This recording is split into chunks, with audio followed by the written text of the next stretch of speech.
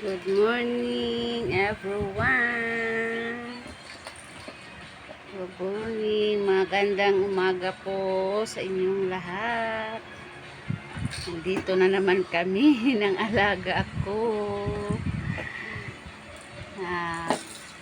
Dito na ang alaga ko, naglalaro. Hindi pa siya gusto matulog. Yan.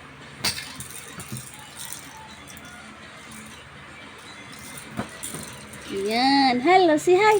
Hi, everyone. Come here. Come here, nanay. Come here. Say hi. Hello. Good morning po sa inyong lahat. Kumusta po kayo? Kumusta po kayo diyan? Come here, nanay langga. Come here. Come here. Te. Dali, nanay. Dali. Lika. Eden. Dali, nanay, dali. Come here, nanay, dali. Come here, nanay. Come here. Eden. Come, nanay, dali. Say hi. Say hi, everyone. Say hi. Hi, everyone. Say hi. Say hi. Hi, everyone. Say hi. Hi, everyone. Magandang umaga po. Kumusta po kayo?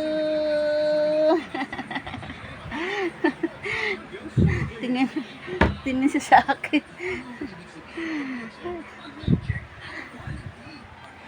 Hi sa aking 207 subscribers.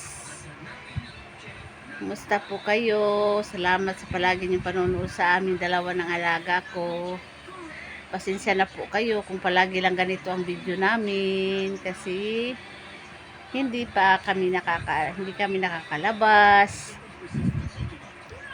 Kaya ganito lang palagi ang view namin dalawa. Sana hindi kayo magsawa sa amin palagi ng panonood. At saka sana mag-like, mag-share, mag-comment kayo sa aming mga video.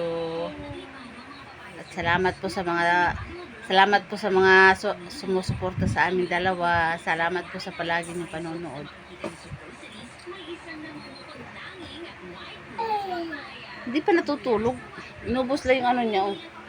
Yung didi niya, oh. 7 ano na tinimpla ko. Ano na lang natira? 1 na lang. Naubos na yung 6. Mamaya pag patulong na yan, aanuhin pa yan. Isimutin pa niya. Wala namang problema ng bata na yan kasi hindi naman siya iyakin. Kaya lang ang bigat. Ang bigat niya, hindi kaya ng power ko. Kaya lang hindi naman siya palagi nagpapakarga sa akin. Naglalaro lang siya, ganyan yung ginagawa niya. Pag nandito kami sa loob.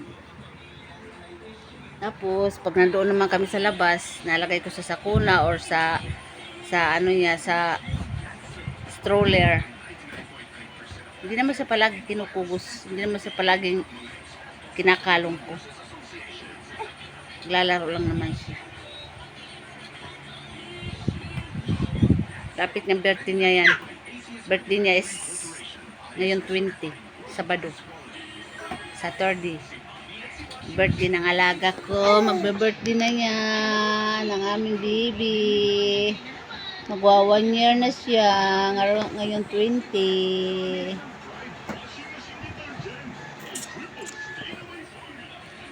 Salamat sa mga taong palaging sumusuporta sa aming dalawa. Sana patuloy kayong nandyan sa amin. Kahit na yung mga video namin walang ka-edit. Wala. Pagkatapos ko mag-video, na-upload ko kagad.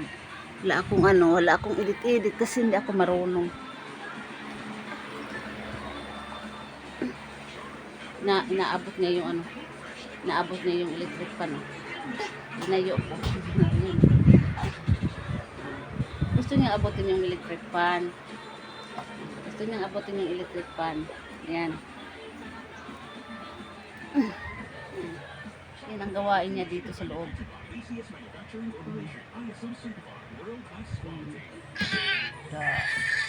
Kuha niya.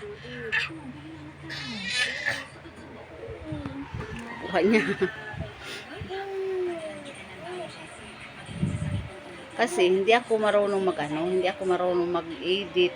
Ay, paano mag-edit, hindi ako marunong. At saka, wala lang, simple lang yung mga video namin. Ayoko ng maraming edit.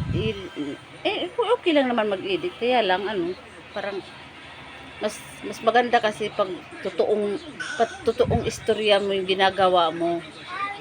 Walang halong, yung para bang, scripted ba?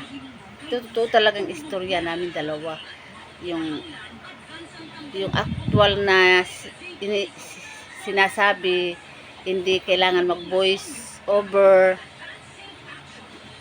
Walang voice over. Talagang personal yung sinasabi. Yung talagang walang voice over, walang edit, walang makeup sa mukha ko. totoong mukha to, walang edit, walang ano ba yun, ang tawag nun, ano ba yung sa cellphone, yung filter, walang filter, o tingin mo walang panuklay nga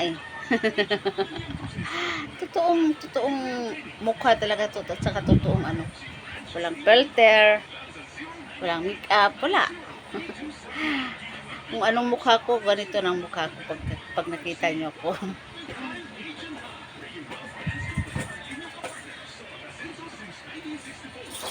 Tagal ko pa maka-live dito kasi antayin pa na mag 1,000 subscriber. Aantayin pa magkaroon ako ng 1,000 subscriber bago ako makapag-live. Yun ang policy dito sa YouTube. Hindi ka agad makapag-live pag Hantay lang hanggat buhay. Hindi naman tayo nagmamadali. Wala lang, enjoy lang tayo dito. Ang importante, mayroon akong mga memories na makikita ng mga anak ko pagdating ng panahon. Na ganito pala ang buhay ng mama ko, ganito pala ang trabaho ng mama ko before. Maalala rin nila kung gaano ako nagsipag para sa kanila.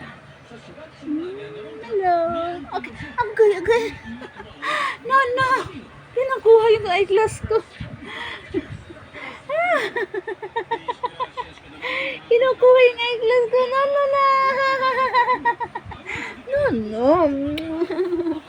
No.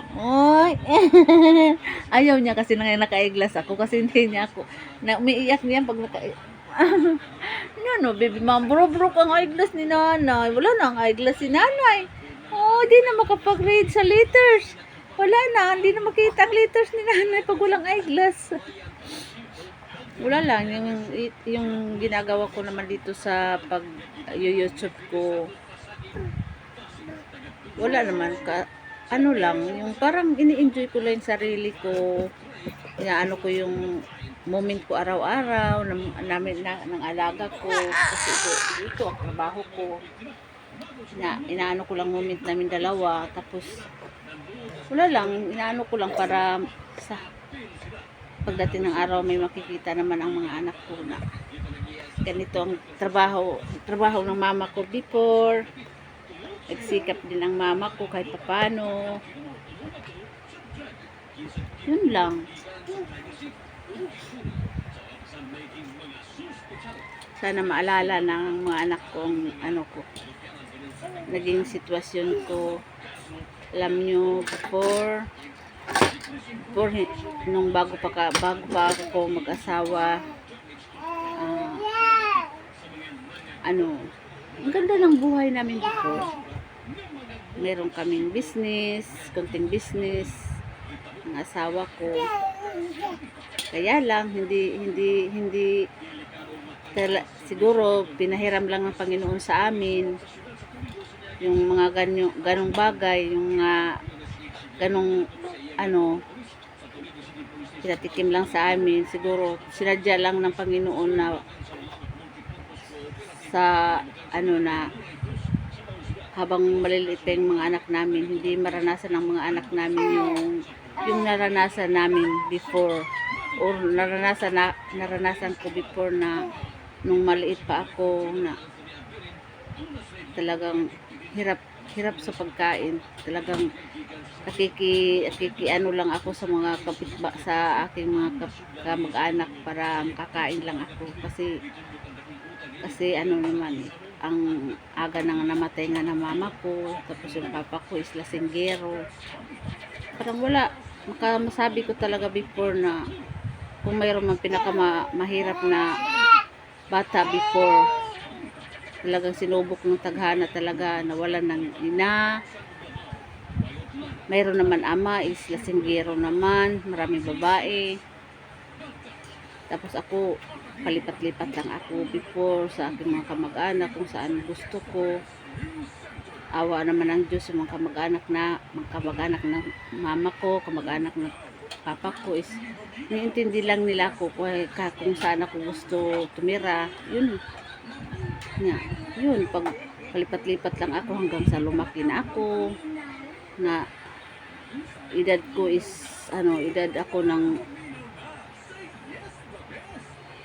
14 yata edad ko noon, nangasambahay na ako doon sa Paloliti, hanggang sa nag-edad ako ng 16 pala, edad ako ng 16, sinikayat ako ng kapitbahay namin na pumunta kami ng Maynila.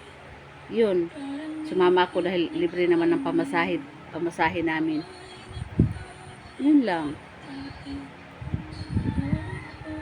Mamaya ko na lang tatapusin yung kwento natin. Kasi tutulogin ko muna yung anak ko, ang alaga ko pala. Thank you very much, guys. Salamat sa palagi niyo panonood. God bless at all. Happy morning, everyone. Bye bye.